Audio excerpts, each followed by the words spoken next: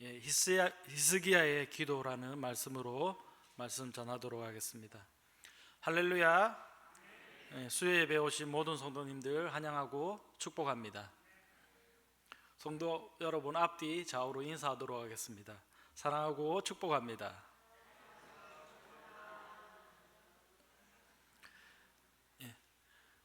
말씀 전하도록 하겠습니다. 성도님들, 저희가 기도라는 주제를 가지고 지난 12주 동안 수요 예배를 드리고 있습니다. 지난주에 담임 목사님께서 엘리야의 기도에 대한 말씀을 하셨습니다. 기억하고 계십니까? 다들 기억하고 있습니다.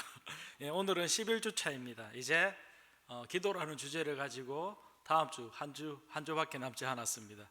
그래서 더욱더 우리가 기도에 말씀에 매진해야 될 것 같습니다. 오늘은 남유다의 왕이었던 히스기야 왕에 대한 그의 기도에 관한 말씀을 듣고자 합니다. 제가 최근에 동기 목사님으로부터 들었던 얘기가 하나 있습니다. 얘기는 최근에 들었고 사건은 꽤 오래전에 있었던 일입니다. 동기가 섬기고 있는 교회에 있었던 일입니다. 믿음이 좋은 권사님의 남편이 중병에 들어서 투병 생활을 하다가 결국 하나님의 부름을 받았다고 합니다. 그런데 이 믿음 좋은 권사님의 믿음이 너무 좋았기에 남편을 다시 자신의 기도로 살릴 수 있을 거라고 생각했던 것 같습니다. 그래서 이 권사님은 남편의 죽음을 받아들이지 못하고 남편이 다시 살아날 수 있다는 그 믿음으로 기도를 하였다고 합니다. 이러한 소식을 듣고 저의 동기 목사님이 권사님의 가정을 신방하였고 남편분이 사망한 지 며칠이 지나도 장례를 치르지 않는 그 모습을 보며 그리고 기도하는 권사님의 모습을 보면서 많은 생각을 하였다고 합니다. 이후 저희 동기 목사님은 권사님을 위로하고 설득한 뒤에 남편의 죽음을 받아들이고 그리고 이후에 장례 예배를 진행했다고 합니다. 성도님들, 그러면 저희 동기 목사가 어떤 말로 그 권사님의 남편이 다시 살아날 것이라는 그 올곧은 하나님에 대한 그 믿음을 꺾고 자신의 남편이 죽음에서 다시 살아날 수 없다라는 그 믿음을 받아들일 수 있도록 어떠한 말로 권면하였을까요? 동기 목사가 저에게 말해주기를 그 권사님에게 이렇게 말했다고 합니다. 권사님, 남편분이 꼭 다시 살아나야 하는 그 이유가 있을까요? 라고 물어봤다고 합니다. 그러자 권사님은 자신의 남편이 꼭 살아나야 하는 그 이유가 자신의 욕심 말고는 다른 특별한 이유를 찾지 못해서 이 땅에서의 헤어짐에 대한 그 마음은 아프고 슬프지만 당신의 남편에 대해 그 죽음에 대해 받아들이고 장례 예배를 진행하고 드렸다고 합니다. 목사님 끄덕이셨는데 혹시 목사님 이 스토리 아십니까?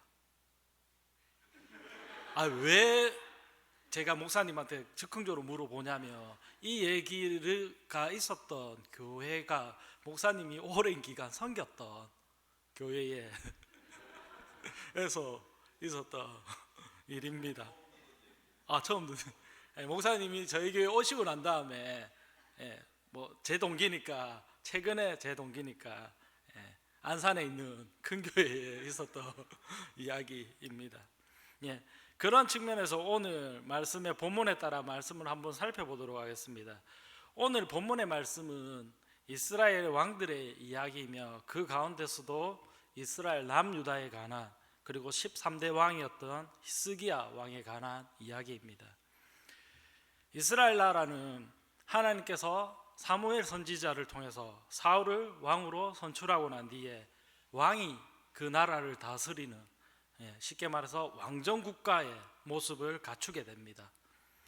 성도님들도 성경을 통해서 알고 있는 대로 사울왕은 베냐민 지파 출신입니다.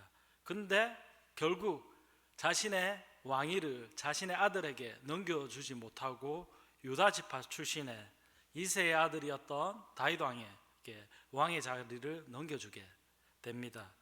이후 이스라엘 나라는 솔로몬 왕이 등장하고 솔로몬 왕 이후에 이스라엘에서 가장 하나님의 말씀을 잘 순종하고 나라를 잘 다스렸던 왕들을 한번 꼽아보라고 하면 우시야 왕, 그리고 요사밧, 그 다음에 아사 왕 같은 몇 명의 왕이 있습니다.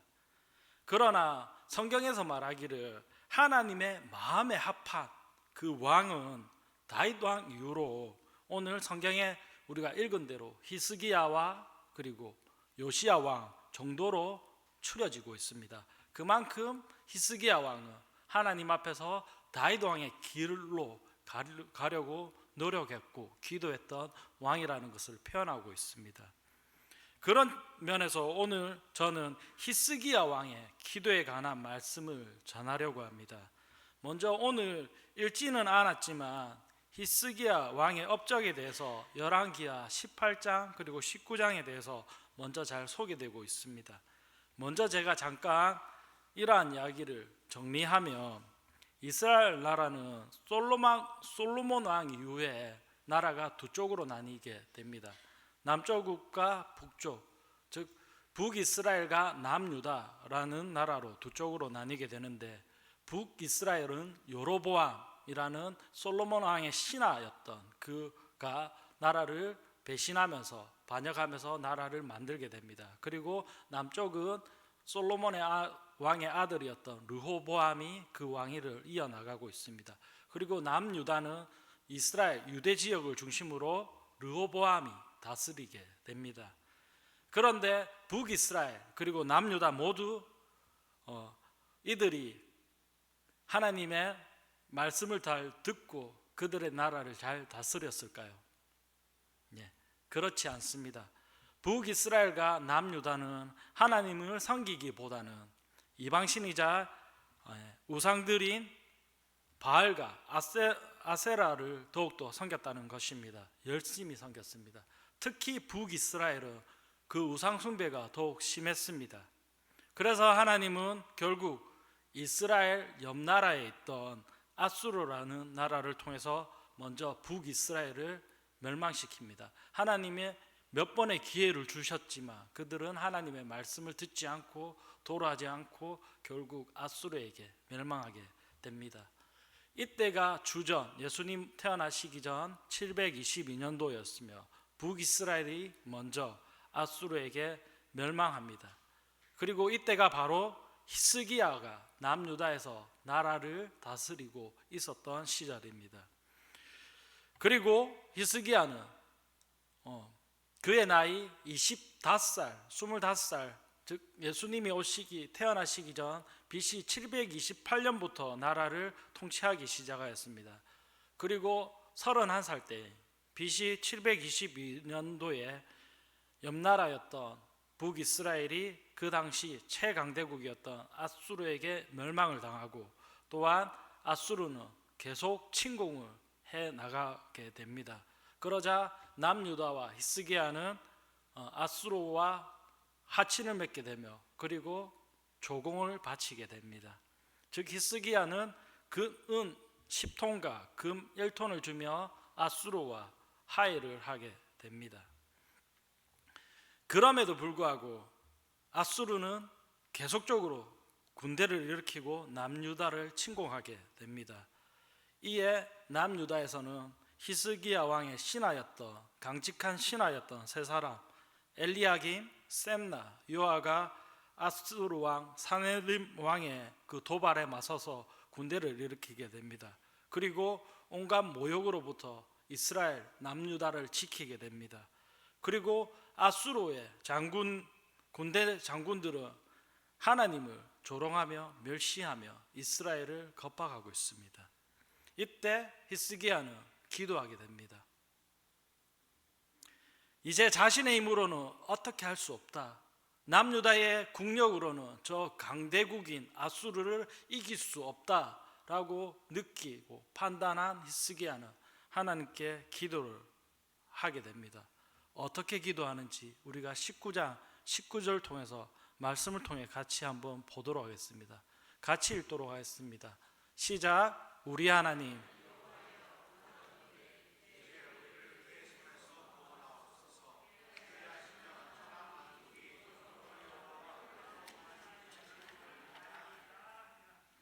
예. 이렇게 기도가 끝나자마자 하나님은 아모스의 아들인 당시 선지자였던 이사야 선지자를 히스기야 왕에게 보냅니다.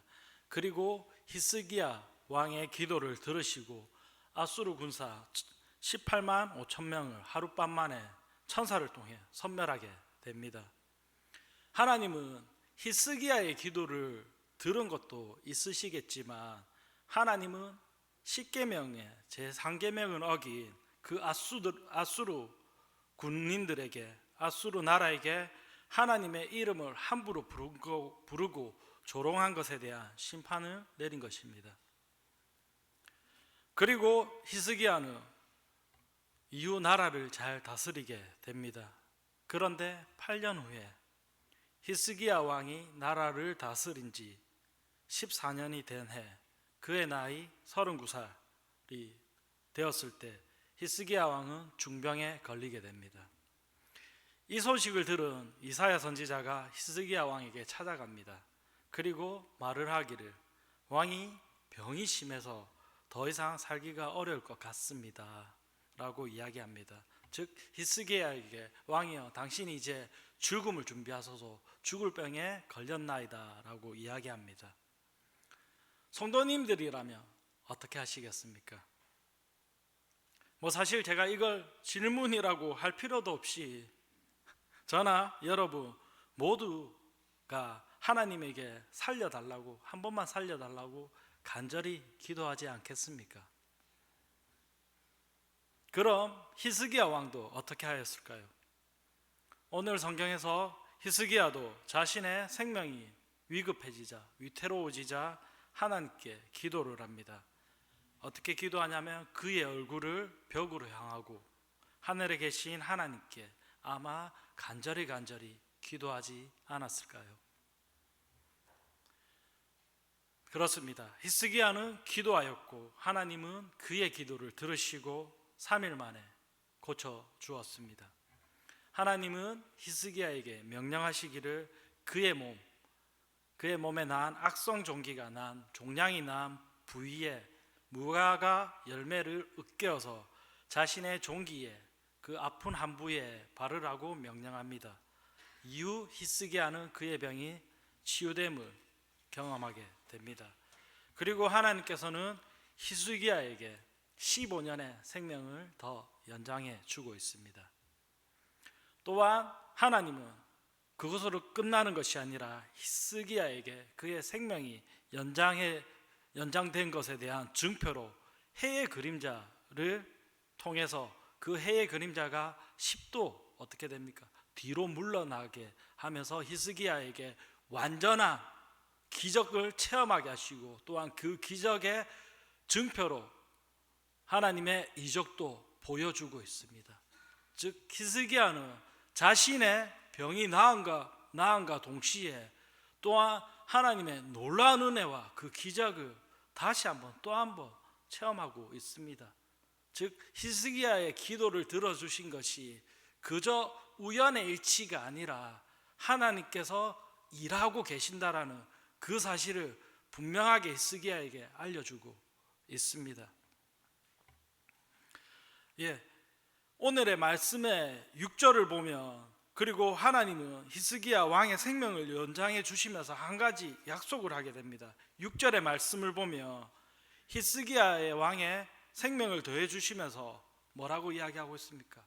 하나님의 명예를 지키고 그리고 다윗 왕이 끝까지 하나님을 잘 섬긴 것처럼 히스기야에게도 하나님을 끝까지 잘 섬기기를 그 명령을 하고 있습니다. 이 말은 하나님은 히스기야에게 이스라엘 나라 전반에 걸쳐서 폭군의 상징이었던 아합 왕의 길로 가는 것이 아니라 성군이자 그리고 성경에서 말하고 있는 하나님의 마음에 합한 자라고 이 말의 상징과도 같았던 그 다윗 왕의 길로 향하기를 원했다라는 것입니다. 즉 다윗 왕의 길로 가기를 원했습니다. 그런데 말입니다.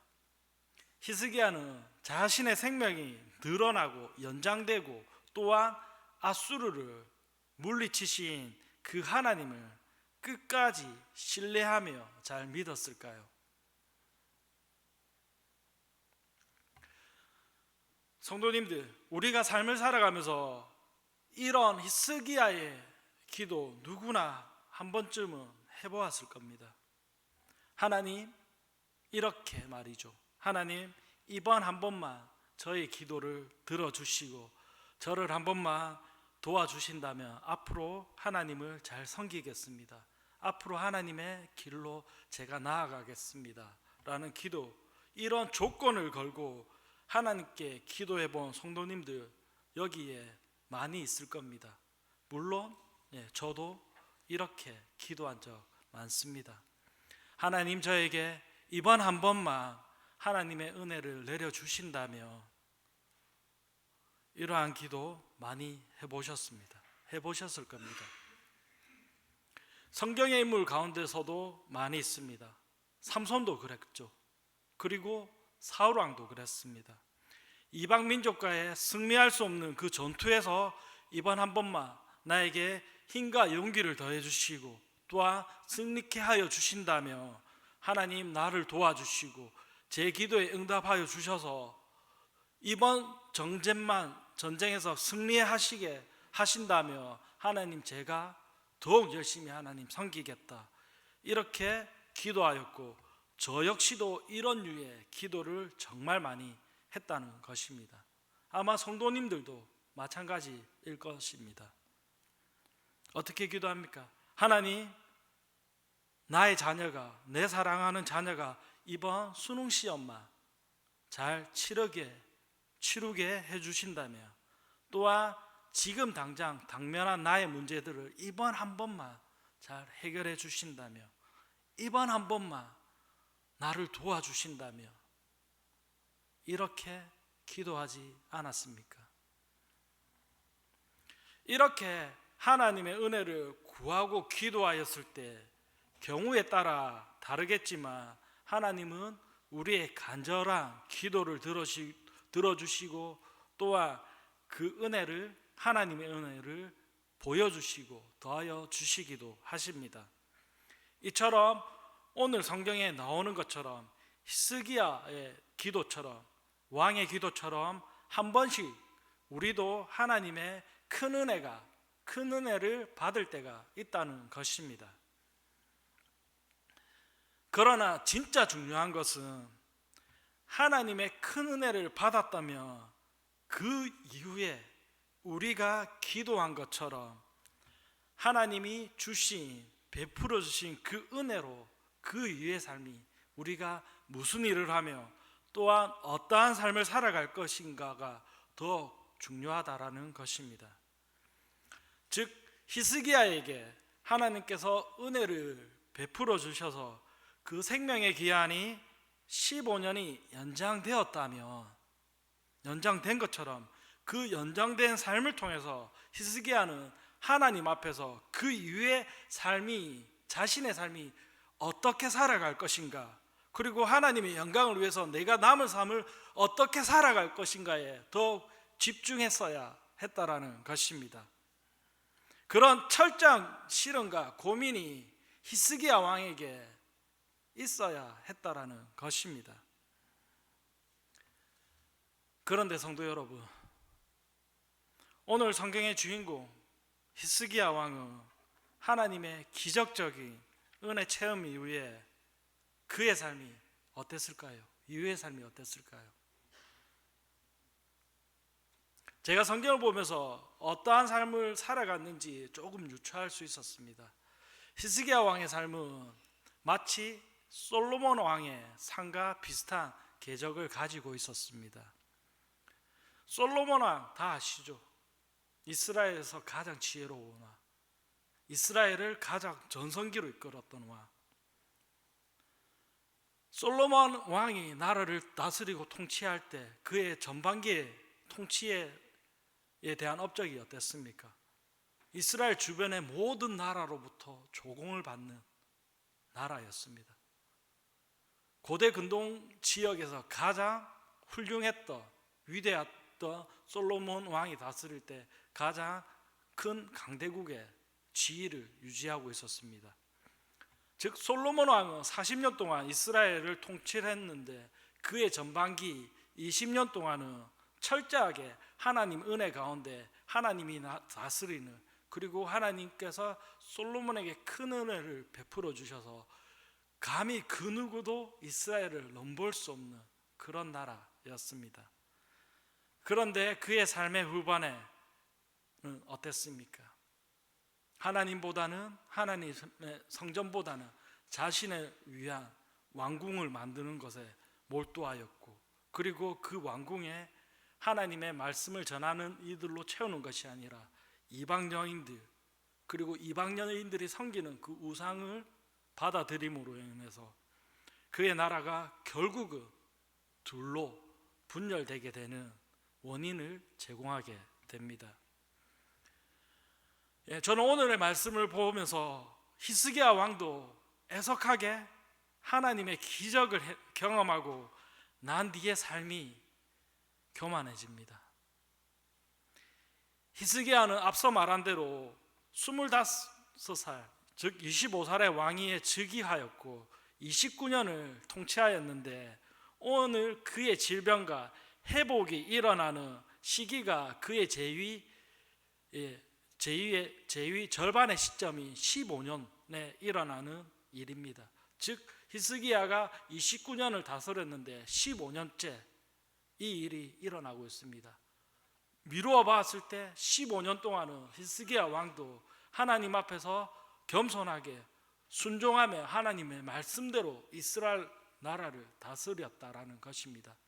그러나 오늘의 기적을 체험하고 난 다음에 바로 우리가 연결해서 읽었죠. 어떻게 합니까? 바벨론 왕에게 자신의 무기고를 보여줍니다.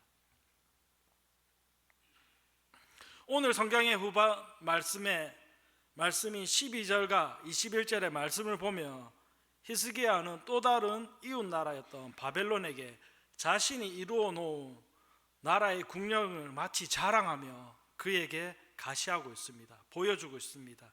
이는 마치 하나님께서 히스기야 왕에게 은혜를 통하여 주신 모든 업적들을 마치 자신이 이룬 성과인 것처럼 가시하고 자랑하고 있다는 것입니다. 또한 그의 병이 회복된 뒤 3년 뒤에 히스기야는 아들을 한 명 낳게 됩니다.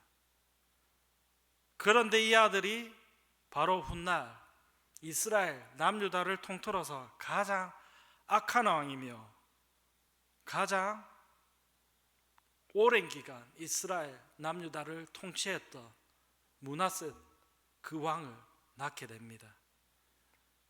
그리고 므낫세 왕이 이스라엘을 다스리고 통치할 때 그 이스라엘 나라는 우상 숭배가 끊이지 않고 패망의 길로 걸어가게 됩니다. 그러한 악한 왕이 히스기야 왕의 생명의 연장으로 인해서 탄생하게 됩니다. 즉 히스기야는 자기 생명의 연장으로 인해서 므낫세를 낳게 되고 그 므낫세는 말한 대로 남유다의 가장 악한 왕으로 평가받고 있습니다. 사랑하는 오뎅교회 성도님들, 저는 이 말씀을 보면서 역사는, 그리고 성경은 물론 결과론이지만 만약에 하나님께서 히스기야의 기도를 들어주지 않으시고 그를 살려내지 않았다면 이스라엘 나라의 운명은, 남유다의 운명은 어떻게 되었을까라는 생각을 하게 됩니다. 또한 반대로 좀 전에 말씀을 드렸던 사울 왕도, 그리고 삼손도, 솔로몬도 하나님이 더하여 주신, 그들에게 더하여 주신 그 특별한 은혜와 기도의 체험들을 끝까지 잘 사용하였더라면 또한 그들이 다스렸던 그 나라는 어떻게 되었을까? 그들의 인생은 어떻게 되었을까라는 생각이 들기도 합니다. 그런 의미에서 우리에게 하나님께서 허락해 주신 은혜와 우리의 기도가 잘 응답받기 위해서는 우리에는 어떠한 기도를 해야 되며 그 기도가 이루어진 뒤에 우리의 삶은 어떠해야 되는지에 대한 말씀을 드리고 있습니다. 네, 맞습니다. 정답은 하나입니다. 저와 성도님들은 끝까지 겸손하게 하나님을 찾고 이 믿음을 끝까지 유지하며 지켜나가는 것이 가장 중요한 일인 것입니다. 즉 하나님이 히스기야의 간절한 기도를 들어주시고 또한 하나님의 은혜로 더해진 우리의 삶이 어떠해야 되는지 저는 말하고 있습니다. 어떠해야 될까요? 우리의 간절한 기도가 이루어진 다음에 우리의 삶은, 저는 오늘의 말씀을 준비하면서 사실 오늘 말씀에 가장 적합한 저희 로덴교회에 계신 성도님, 장로님 한 분을 알고 있습니다. 바로 홍강석 장로님이십니다. 그래서 제가 말씀을 전하기 전에 장로님이 오시면 수요예배 때 늘 한 1시간 일찍 오시거든요. 그래서 제가 이 말씀을 전하면서 장로님의 말씀을 제가 좀 적용해도 되냐, 언급해도 되냐, 말씀을 좀 전하는데 사용해도 되냐라고 언급하고 여쭤보고 말씀을 전하려고 했는데 장로님께서 딱 시간에 맞춰서 늦지 않았습니다. 물론 늦지 않았습니다. 당연한 이게 이상해지는데 시간에 맞춰서 평소보다 오시는 것보다는 시간에 맞춰서 예배에 오셔서 제가 물어볼 시간이 없었습니다. 그래도 제가 장로님 이야기를 좀 해도 흔쾌히 허락해 주셨습니다라고 제가 말씀을 쓰긴 했는데 허락해 주신 걸로 알고 제가 전하도록 하겠습니다. 성도님들이 같이 아시는 대로 또한 기도하신 대로 올 봄부터 우리의 장로님께서 건강 회복을 위해서 우리가 같이 기도하였습니다. 그리고 장로님은 오늘 말씀의 주인공인 히스기야처럼 육신의 건강을 하나님의 은혜로 회복하셨습니다. 또한 장로님 역시도 누구보다, 저도 알고 있고 성도님들도 알고 있는 것처럼 누구보다 하나님께 간절한 기도를 드렸을 겁니다. 기도하셨죠. 그러나 감히 제가 말씀드려서 제가 이 말씀을 언급하면서 장로님에게 부담 드리는 것은 아니지만, 물론 장로님의 삶이 이전에도 그러하였겠지만 앞으로 이후의 삶이 더욱 하나님 앞에서 겸손하게 하나님을 섬기며 살아갈 것이라는 그런 기대감을 가지고 있습니다. 왜냐하면 하나님의 은혜를 경험했기 때문에, 하나님의 은혜에 응답받았기 때문에, 그 기적을 체험했기 때문에, 그렇기 때문에 우리의 삶은, 그리고 장로님의 삶은 달라질 수가 있다라는 것입니다. 우리 그렇게 기도하고 응답받고 하나님을 체험하였다면, 은혜를 받았다면 당연히 우리의 삶은 달라져야 되지 않겠습니까? 성경에서 이스라엘 왕들을 평가할 때 이렇게 말합니다. 어떻게 말하냐면 다윗 왕의 길로 갔느냐, 아합의 길로 갔느냐라고 평가하고 있습니다. 성경의 기자는 공과 가는 있지만 히스기야는 다윗 왕의 길로 갔다라고 평가하고 있습니다. 사랑하는 로덴교회 성도님들, 말씀을 정리하도록 하겠습니다. 히스기야는 기도 이후에 체험한 하나님의 은혜를, 그 은혜를 애석하게도 잘 관리하지 못하고 잘 사용하지 못했습니다. 즉 끝까지는 하나님을 섬기며 살아가지 못했습니다. 그런 면에서 하나님 앞에서 우리에게 히스기야 왕을 통해서, 히스기야 기도를 통해서 우리에게 물어보고 있습니다. 하나님은, 그러면 너희는, 사랑하는 성도님과 저는 이제 우리의 남은 삶은, 우리의 삶은 어떠한 삶을 너희가 살아갈 것이냐라고 우리에게 물어오고 있다라는 것입니다.